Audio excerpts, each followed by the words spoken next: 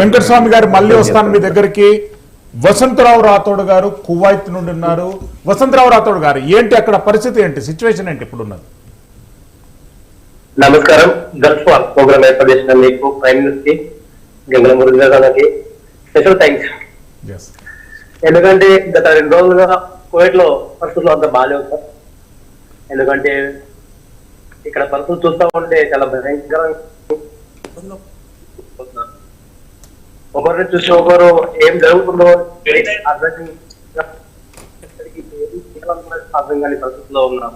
దాదాపుగా 230 డ్రోన్లు నుండి Kuwait government and American military కలిసి కూల్ చేయడం జరిగింది. అయినా కూడా అక్కడక్కడ ఓఫ్రా మరియు సబాహ్ అహ్మద్ అనే సౌదీ బార్డర్ సైడ్ ఇవి డ్రోన్లు ఎక్కువగా పడడం జరుగుతుంది. ఇటు ఇరాన్ సైడ్ కూడా బాంబులు పడడం జరుగుతున్నాయి. ముస్లాని కొత్తగా ఏర్పాటు చేసిన కువైట్ గవర్నమెంట్ కొత్తగా ఏర్పాటు చేసింది. ఇటు ఈ పక్క కూడా డ్రోన్లు పడడం జరుగుతుంది. అయినా కూడా ఇండియన్ ఎంబసీ స్పందించి ప్రతి నిమిషం కూడా మాకు అప్డేట్ ఇస్తూనే ఉంది. ఇంట్లో నుంచి బయటకు వెళ్లకుండా జాగ్రత్తగా పాటించమని కువైట్ గవర్నమెంట్ కూడా చాలా సహకరిస్తుంది. గత 2 రోజుల నుంచి కువైట్ ఎయిర్పోర్ట్, ఇంటర్నేషనల్ ఎయిర్పోర్ట్ లో కూడా డ్రోన్ పడడం జరిగింది. దానివల్ల కొంచెం డ్యామేజ్ కూడా అవడం జరిగింది. ఇదే విషయాన్ని నిన్న ఇరాన్ విదేశాంగ మంత్రి, కువైట్ విదేశాంగ మంత్రి కూడా కలిసి ఈ విషయాన్ని చర్చించుకోవడం జరిగారు. ఇప్పటికైతే పరిస్థితుల్లో కొన్ని కార్యకలాపాలు క్రమంగానే జరుగుతున్నాయి కువైట్ లో. కొన్ని పరిస్థితులు మాత్రం గందరగోళంగానే ఉన్నాయి, భయంతోనే ఉన్నారని చెప్పుకోవచ్చు. ఇప్పటికి కూడా మార్నింగ్ నుంచి దాదాపుగా 4-5 సార్లు సైరన్లు మోగడం జరిగింది. అయినా కూడా కువైట్ గవర్నమెంట్ అందరికీ ఎటువంటి భయపడద్దు, భయాందోళనకు గురి కావద్దని చెప్పేసి అందరికీ చెప్పడం జరుగుతుంది. ఇక్కడ మన తెలుగు సేవా సంఘాలు చాలా ఉన్నాయి. ఒకరినొకరు సహాయం చేయడం కూడా జరుగుతుంది. ఎవరైనా ఇబ్బందులు ఉన్నారేమో అని చెప్పేసి తెలుసుకోవడం కూడా జరుగుతుంది సార్. ఇప్పుడు పరిస్థితులు అయితే కొంచెం పర్వాలేదు అనుకోవచ్చు. కానీ ముందు ఇంకా అందరూ అంటున్నారు ఏంటంటే యుద్ధం ఇంకా భయంకరంగా జరిగే అవకాశం ఉందని చెప్తున్నారు. దీని కారణంగా కొంచెం భయంగానే ఉంది మాకైతే.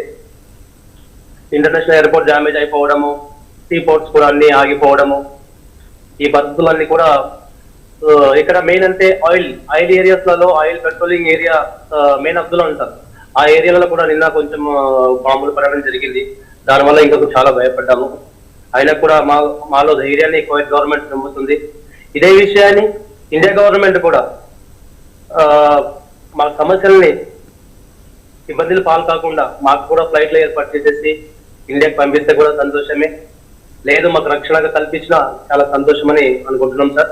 ఎస్ వసంతరావు రాథోడ్ గారు, మళ్ళీ వస్తాను మీ దగ్గరికి. వసంతరావు, గంగుల మురళీధర్ రెడ్డి గారు, గల్ఫ్ బాధితులు అంటారంటే కష్టాలకు కేర్ ఆఫ్ అడ్రస్ గా ఉన్నటువంటి వ్యక్తులే గల్ఫ్ బాధితులు.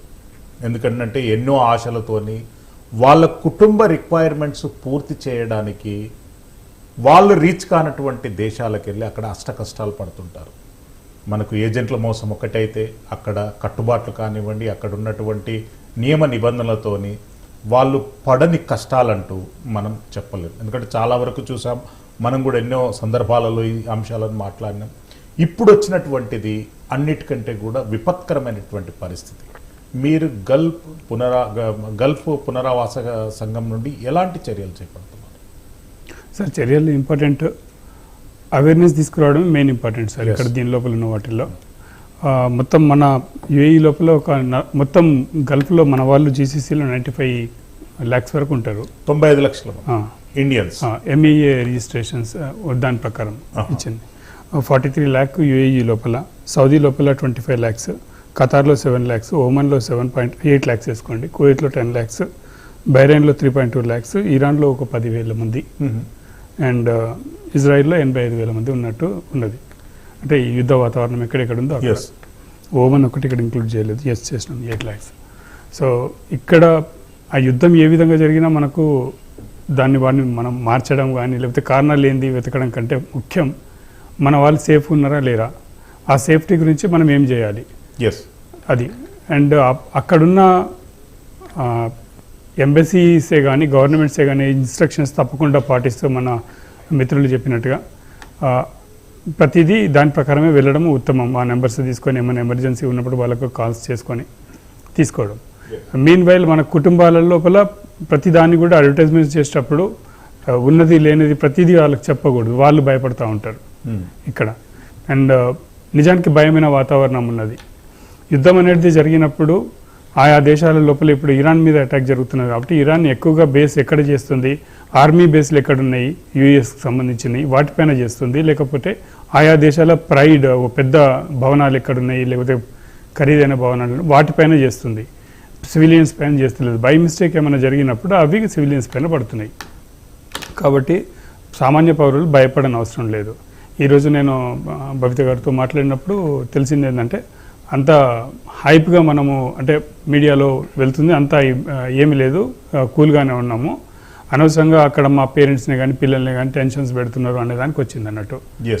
సో నిజానికి అంత టెన్షన్ పడనవసరం. అందు గురించి ప్రైమ్ 9 డైరెక్ట్ బాధితులను స్క్రీన్